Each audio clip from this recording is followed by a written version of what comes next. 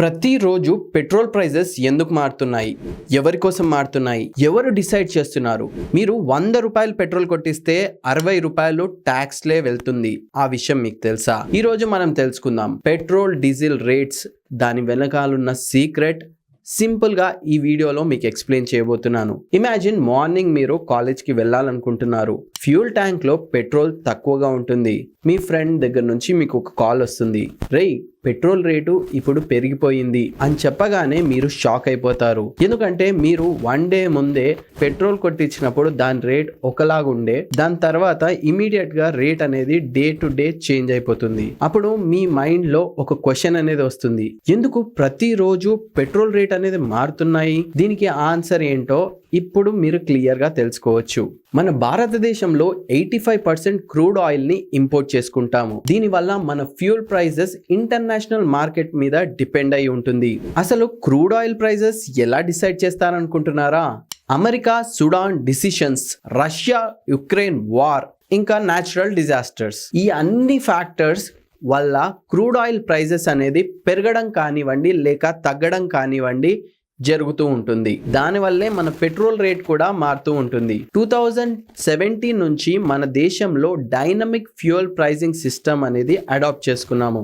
ప్రతిరోజు 6 o'clock AM కి petrol diesel updates అనేవి మనకు వస్తూ ఉంటాయి. ముందు ఎలా ఉంటుందంటే వీక్ కి ఒకసారి మారుతుండేది, కానీ ఇప్పుడు డైలీ ప్రైజెస్ అనేది అప్డేట్ చేస్తున్నారు. ఇందులో previous day crude oil rate plus rupee dollar వాల్యూని క్యాల్కులేట్ చేస్తారు. ఎవరు క్యాల్కులేట్ చేస్తారు అనుకుంటున్నారా?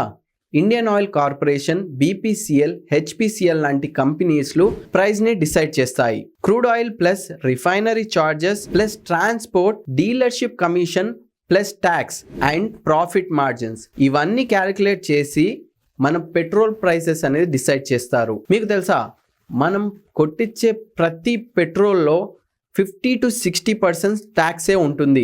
సెంట్రల్ గవర్నమెంట్ ఎక్సైజ్ డ్యూటీ వసూలు చేస్తుంది, స్టేట్ గవర్నమెంట్ వ్యాట్ని వసూలు చేస్తాయి.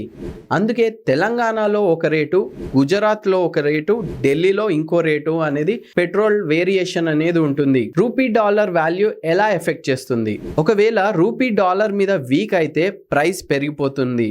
ఉదాహరణకి క్రూడ్ ఆయిల్ ప్రైస్ సేమ్ ఉన్నప్పటికీ డాలర్ వాల్యూ 80 నుంచి 85 అయితే ఇంపోర్ట్ కాస్ట్ అనేది మనకు పెరుగుతుంది. ఈ విధంగా మనకు కాస్ట్ అనేది కూడా పెరిగిపోతుంది. ఫర్ ఎగ్జాంపుల్ 2025లో barrel crude oil cost $90 per barrel ఉన్నట్లయితే మన రూపీ వాల్యూ 85 రూపీస్కి పడిపోయినట్లయితే రిజల్ట్ ఏమొస్తుంది అంటే తెలంగాణ, ఆంధ్రప్రదేశ్ అండ్ మహారాష్ట్రలో పెట్రోల్ ప్రైజెస్లో 1 to 2 రూపీస్ పర్ లీటర్ పెరిగిపోతుంది. దీనివల్ల ఎవరు ఇంపాక్ట్ అవుతారు అనుకుంటున్నారా? ఫ్యూల్ ప్రైస్ పెరగడం వల్ల ఆటోమేటిక్గా అది సామాన్యులకే ఇంపాక్ట్ అవుతుంది. Auto charges, vegetables, food items అన్ని రేట్లు పెరిగిపోతాయి. మన పాకెట్ పై డైరెక్ట్గా ఎఫెక్ట్ చూపిస్తుంది. అందుకే ఫ్యూల్ ప్రైజెస్ పొలిటికల్ ఇష్యూగా కూడా అవుతూ ఉంటాయి.